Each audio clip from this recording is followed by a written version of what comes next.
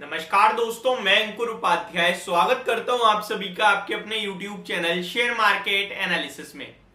दोस्तों, Voltas, Sanofi India या फिर अगर आपके पास एक्सिस बैंक का स्टॉक है तो आपके जहन में एक चीज जरूर आ रही होगी, ये क्यों गिर रहे हैं और कितना गिर सकते हैं और इस गिरावट में क्या मुझे लेना चाहिए या मैं निकल जाऊं।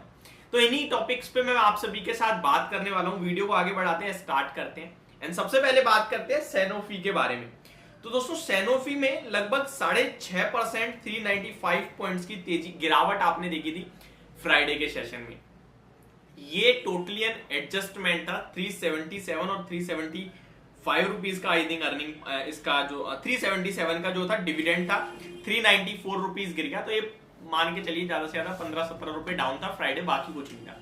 377 रुपए का कंपनी ने आपको डिविडेंड दिया और उतना ही नीचे आ गया। ठीक है, तो जिसके पास फ्राइडे को था उसको डिविडेंड मिलेगा, तो आप बिल्कुल निश्चिंत रहिए। लॉन्ग टर्म पर्पज से देखिए, फार्मा स्टॉक सब में करेक्शन हुई, ये भी करेक्ट हुआ है, बट ये एक तंगड़ी और बड़ी कंपनी है। यहां आप बिल्कुल सेफ्टी के साथ बने रहिए, टेंशन लेने की कोई जरूरत नहीं है। डिप्स में आप चाहे तो एक्यूमुलेट भी कर सकते हैं। डिविडेंड डील कंपनी अच्छी रखती है, आपने देखा ही 370 रुपए का डिविडेंड कंपनी ने सिंगल क्वार्टर में दिया है। आगे भी इसी तरीके के डिविडेंड आते रहेंगे आपके लिए, और लॉन्ग टर्म पर्पज से ये स्टॉक आपको आने वाले समय में फ्रेश 52 वीक हाई भी लगाता हुआ दिखेगा, जो कि 7,000 का है। लाइफ टाइम हाई इसका 9,300 का है, वो भी आपके लिए आता हुआ दिखेगा, लेकिन उसके लिए में भी 2 साल 3 साल लग सकते हैं। लेकिन ये स्टॉक आपको बेचना नहीं चाहिए।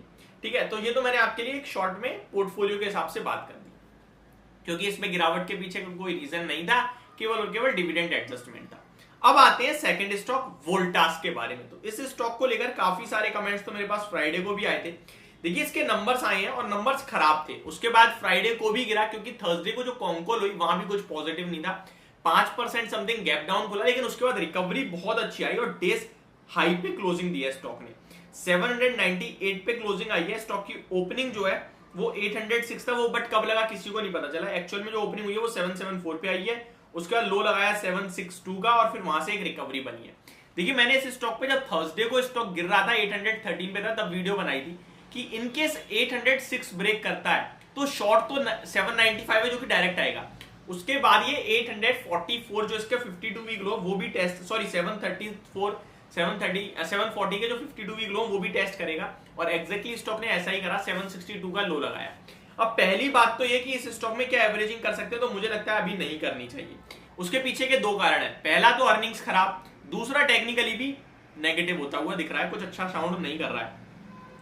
इस स्टॉक में अगर कोई एवरेज करना चाहता है तो उसको मेरे हिसाब से 812 रुपए का लेवल अगर एक बार ये स्टॉक ब्रेक करता है 812 का ऊपर में और सस्टेन करता है, तो आप एवरेज कर सकते हैं। फ्रेश एंट्री भी लेना चाहे ले सकते हैं, और आपका स्टॉप लॉस होगा एग्जैक्टली 806 रुपीज पे, या 802 का भी रख सकते हैं। तो ये आपका स्टॉप लॉस जरूर होगा एवरेज वाले स्टॉक्स पे भी और फ्रेश एंट्री वालों के लिए भी, क्योंकि अगर नीचे घुमा तो बड़ी गिरावट आएगी। स्टॉक मुझे ऐसा लग रहा है टेक्निकल बेसिस पे ये कि आपके लिए दोबारा फ्रेश 52 वीक लो लगाने की तैयारी कर रहा है। टेक्निकल बेसिस पे काफी ज्यादा खराब हो गया, तो इसलिए मैं आपको इस स्टॉक को पूरी तरीके से अभी अवॉइड करने के लिए ही कहूंगा। Next stock axis bank.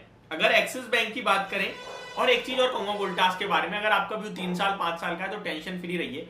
Tata group की कंपनी है, एफआईआई स्टेक बढ़ा रहे हैं, डीआईज भी ठीक है, और एलआईसी ने रिसेंटली अच्छा खासा स्टेक गेन करा है, तो आपको टेंशन लेने की जरूरत नहीं है।